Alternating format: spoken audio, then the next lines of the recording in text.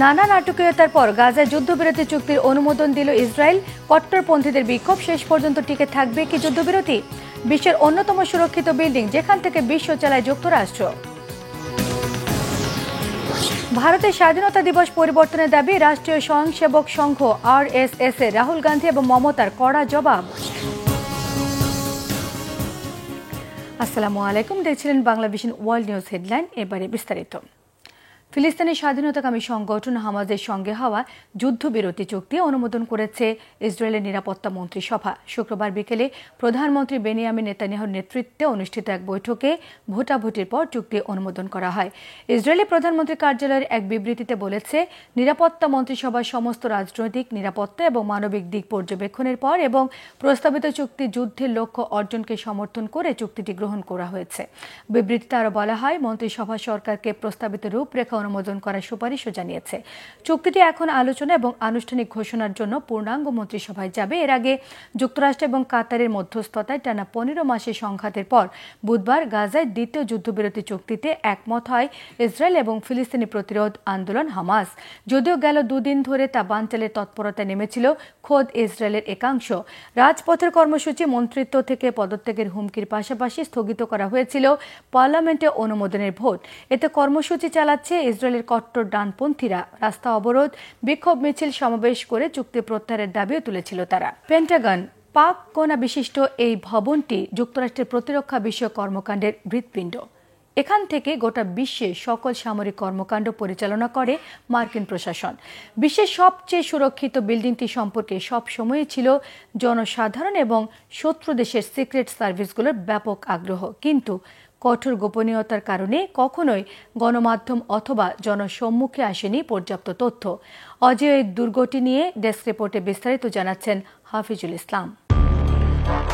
যুক্তরাষ্ট্রের ভার্জিনিয়া অঙ্গরাজ্যের আর্লিংটন, পটোমেক নদীর ঠিক অপর পারে অবস্থিত 5 কোণা বিশিষ্ট একটি বিল্ডিং।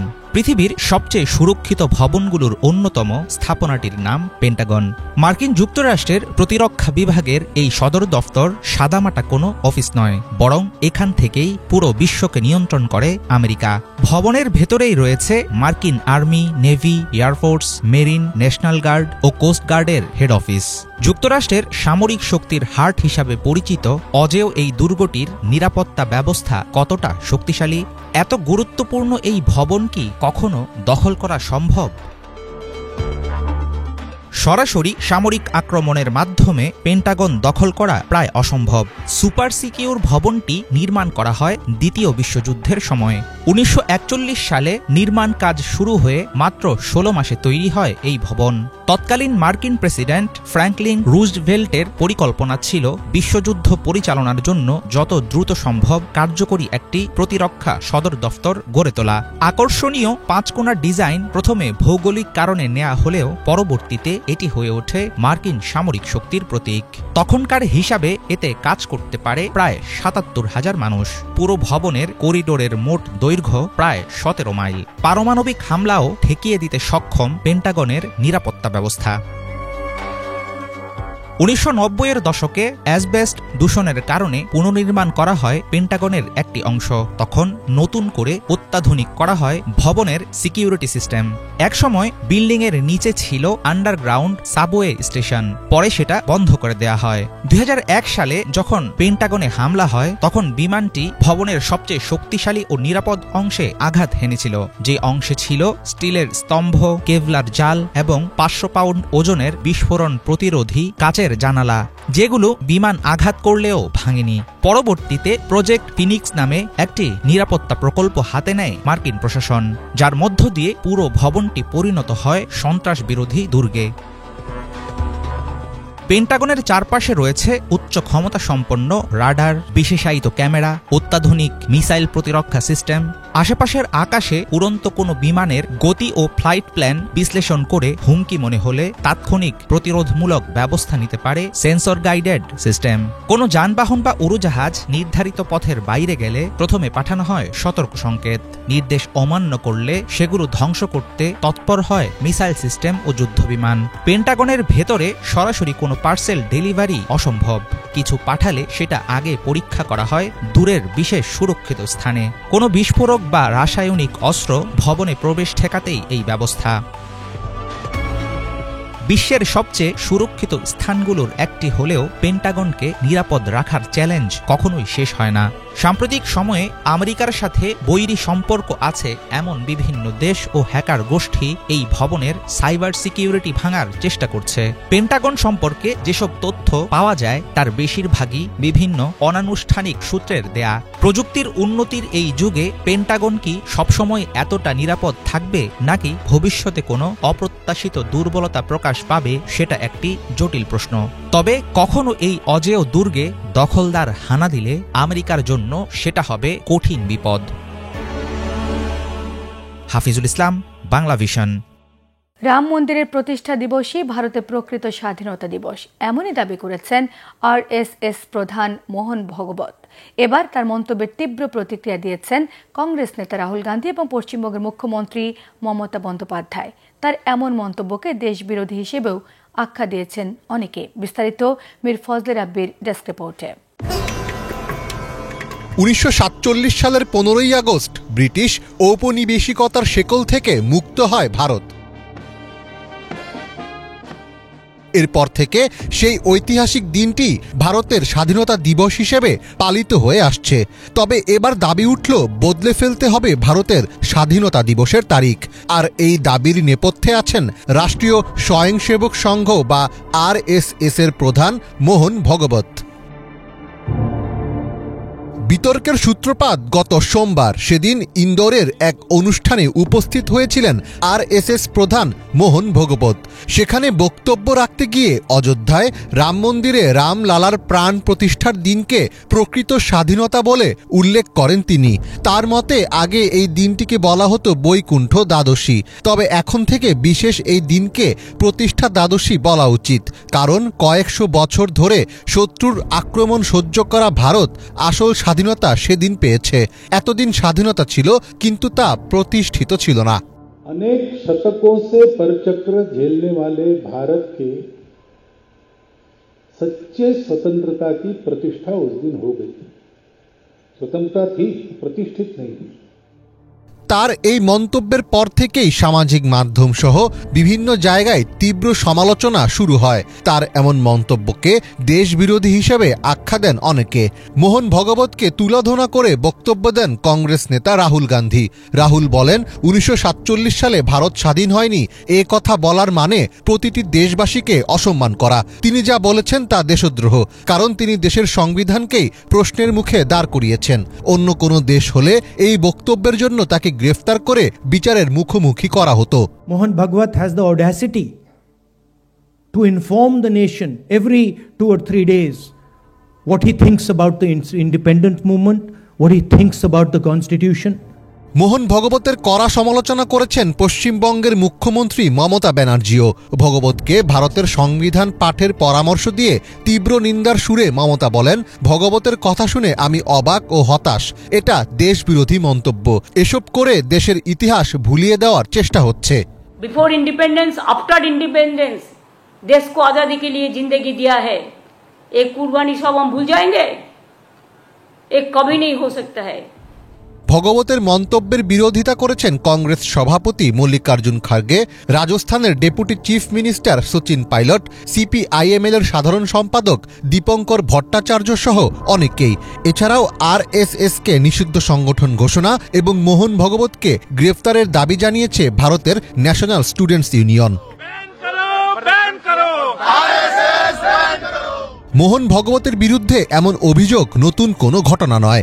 এর আগে 2019 সালে সব ভারতীয় নাগরিকই হিন্দু এমন মন্তব্য করে ব্যাপক সমালোচনার মুখে পড়েন তিনি। এরপর 2023 সালে হিন্দু ধর্মের বর্ণভেদ প্রথা নিয়ে বিতর্কিত মন্তব্য করায় ভগবতের বিরুদ্ধে মামলা দায়ের করা হয় বিহারের এক আদালতে।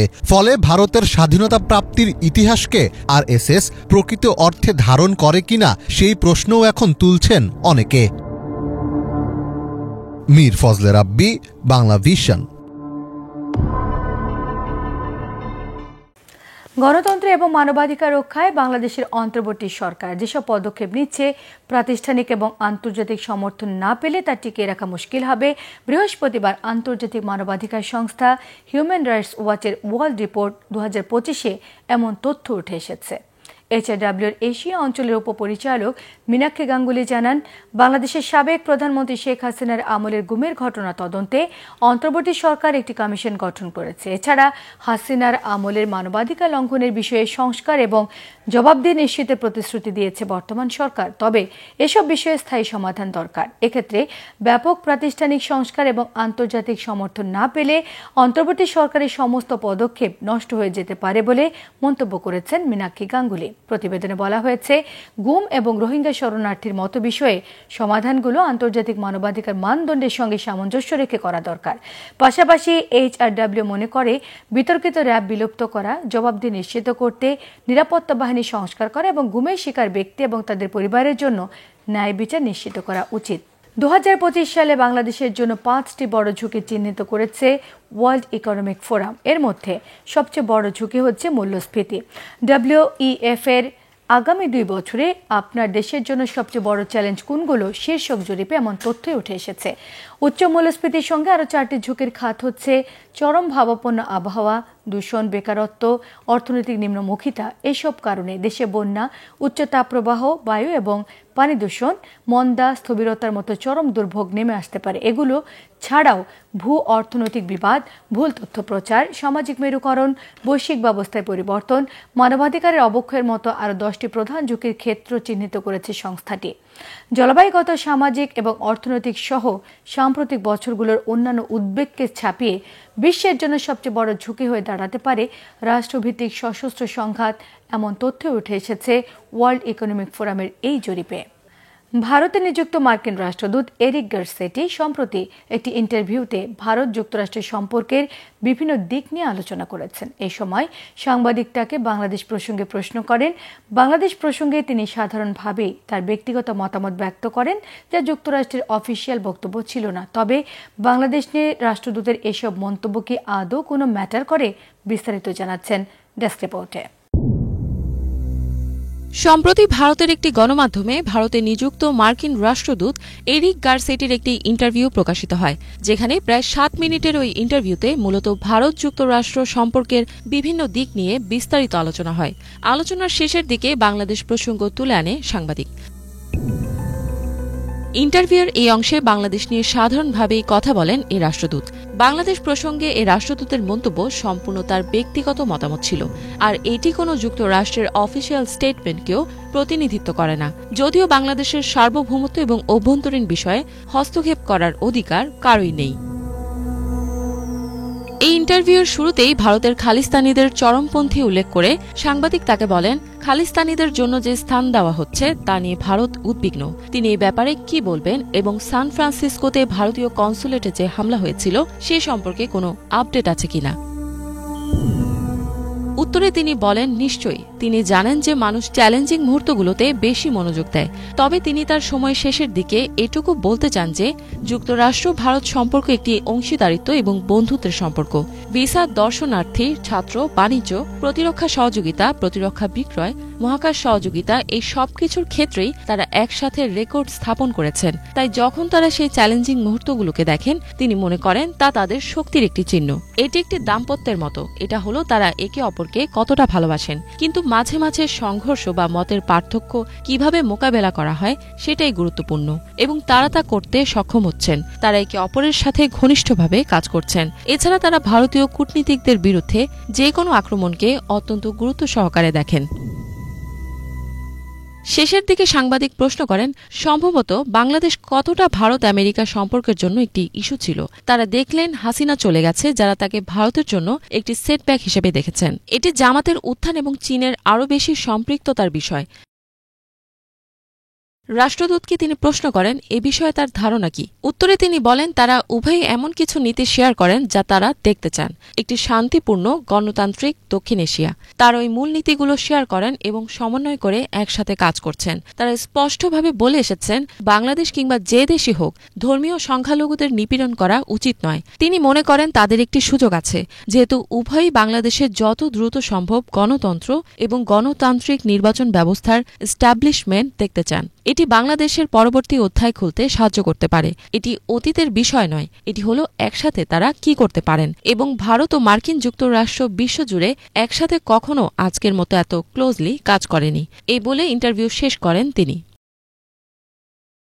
অনেকের মতে ফ্যাসিস্ট হাসিনার পতনের পর বাংলাদেশের বিরুদ্ধে ভারতের এক একটা গণমাধ্যম এক একটা মিশনে নেমেছে। বহুদিন ধরে বাংলাদেশ নিয়ে নানা রকমের বিভ্রান্তিকর তথ্য ছড়িয়ে আসছে দেশটির গণমাধ্যমগুলো। এবার বাংলাদেশ কিভাবে চলবে তার টেলিভিশন সেটেই নিজেরা ঠিক করে ফেলছে। কেউ কেউ মনে করছেন বাংলাদেশে ভারতের আধিপত্যবাদের যুগ শেষ হয়ে গেছে। এই রিয়ালিটি ভারত যত দ্রুত মেনে নেবে ততই মঙ্গল। ইফাত জাহান, বাংলাভিশন। সাইফ আলী খানের ছুরিকাঘাতে সিসিটিভিতে দেখা সন্দেহভাজন ব্যক্তিকে আটক করেছে পুলিশ। চলছে ম্যারাথন জিজ্ঞাসাবাদ। তবে পুলিশ এখনও নিশ্চিত করে বলতে পারছে না ইনি সেই দুষ্কৃতিকারী কিনা। জানা যায়নি তার পরিচয়। বৃহস্পতিবার লাগাতার তল্লাশি চালিয়ে শুক্রবার দুষ্কৃতিকারী ধরা পড়ল। গতকাল সকালে পাশের একটি কম্পাউন্ডের সিসিটিভি ফুটেজে আততায়ীর চেহারা প্রকাশ পায়। পরে বান্দ্রা রেলওয়ে স্টেশনে তল্লাশির সময় দুষ্কৃতিকারীর খোঁজ পায় পুলিশ সন্দেহ করছে সাইফের গৃহকর্মী এ ঘটনার সঙ্গে জড়িত এবং আততায়ী ডাকাতি করার জন্যই সাইফের বাড়িতে ঢুকেছিল। ধারণা করা হচ্ছে আক্রমণকারী বাড়ির নকশা জানত, সম্ভবত সে কারণে লবির সিসিটিভি ক্যামেরায় ধরা না পড়েই সে বাড়িতে প্রবেশ করে। সাইফের আরও গৃহকর্মী গীতা জানান রাত 2টায় তিনি বাথরুমে আলো জ্বলতে দেখেন। পরিস্থিতি সন্দেহজনক ঠেকলে তিনি কাছে যেতে আততায়ী তার উপর হামলা চালায় এবং 1 কোটি টাকা দাবি করে। পুলিশের মধ্যে 20টি দল গঠন করে ঘটনা তদন্তে নেমেছে এবং বাকি অভিযুক্তদের খুঁজে বের করার চেষ্টা চালাচ্ছে। আল কাদির ট্রাস্ট দুর্নীতি মামলায় পাকিস্তানের সাবেক প্রধানমন্ত্রী ইমরান খানকে 14 বছর আর তার স্ত্রী বুশরা বিবিকে 7 বছরের কারাদণ্ড দিয়েছে আদালত। আদিয়ালা জেলের বিশেষ আদালতে এই মামলার রায় 3 দফা পেছানোর পর শুক্রবার এই রায় দেওয়া হলো। রাষ্ট্রদ্রোহ, তোষাখানা দুর্নীতি সহ একাধিক মামলায় ওই জেলেই বন্দী আছেন পাকিস্তান তেহরিক ইনসাফ পিটিআই নেতা এবং সাবেক প্রধানমন্ত্রী ইমরান খান। কারাদণ্ডের পাশাপাশি ইমরানকে 10 লাখ আর বুশরাকে 5 লাখ রুপি জরিমানা করেছে আদালত। এই জরিমানা দিতে ব্যর্থ হলে ইমরানকে আরও 6 মাস আর বুশরাকে 3 মাসের অতিরিক্ত কারাদণ্ড ভোগ করতে হবে। 2023 সালে ইমরান সহ 7 জনের বিরুদ্ধে এই মামলা করেছিল জাতীয় জবাবদিহি ব্যুরো NAB। 2024 সালে নির্বাচনের পর 27 ফেব্রুয়ারি ইমরান এবং বুশরাকে এই আল কাদির ট্রাস্ট মামলায় অভিযুক্ত করা হয়। বলা হয়েছে আল কাদির বিশ্ববিদ্যালয় প্রতিষ্ঠার নাম করে প্রায় 20,000 কোটি রুপি দুর্নীতির সঙ্গে জড়িত ছিলেন সাবেক প্রধানমন্ত্রী ইমরান। যুক্তরাষ্ট্রের ক্যালিফোর্নিয়া অঙ্গরাজ্যে লস অ্যাঞ্জেলেসে দাবানলের তীব্রতা কমলেও নিয়ন্ত্রণে আসেনি এখনও। দুর্যোগের সুযোগে পণ্যের দাম বৃদ্ধি আর আবাসন ব্যবসায়ীদের দৌরাত্মের বিরুদ্ধে কঠোর ব্যবস্থার হুঁশিয়ারি দিয়েছেন স্থানীয় অ্যাটর্নি জেনারেল রব বোন্টা। লস অ্যাঞ্জেলেসে দুর্গত এলাকা ঘিরে লুটপাট ছাড়াও ব্যাপক অরাজকতার অভিযোগে স্থানীয় প্রশাসন সংবাদ সম্মেলন করে দুর্বৃত্তের হুঁশিয়ারি করেছে।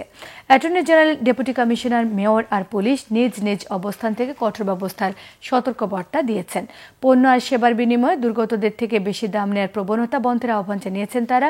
স্থানীয় অ্যাটর্নি জেনারেল বোন্টা স্বীকার করেছেন দুর্যোগের সুযোগে কম দামে জমি বা ফ্ল্যাট হাতিয়ে নিতে একাধিক চক্রে দৌরাত্ম্য বেড়ে গেছে। এই অপতৎপরতা ঠেকাতে স্থানীয় বাসিন্দাদের সচেতন হবার পাশাপাশি প্রশাসনকে সহায়তার আহ্বান জানান। এদিকে বাতাসের তীব্রতা কমায় সুফল দেখতে শুরু করেছে লস অ্যাঞ্জেলেসবাসী। এতে আগুনের ব্যাপক বিস্তার অনেকটাই কমে এসেছে। ফায়ার সার্ভিস জানিয়েছে সবচেয়ে বিনাশী প্যালিসেড দাবানল 22% আর ইটেন দাবানল 55% নিয়ন্ত্রণে এসেছে। গত 7 জানুয়ারি প্যালিসেড থেকে শুরু হওয়া দাবানলে অন্তত 27 জনের মৃত্যুর খবর নিশ্চিত করেছে স্থানীয় প্রশাসন। পুড়ে ছাই হয়েছে 60 বর্গ মাইল এলাকা আর 12,000-এরও বেশি স্থাপনা। এই ছিল আজকের মতো। সঙ্গে থাকায় সবাইকে ধন্যবাদ।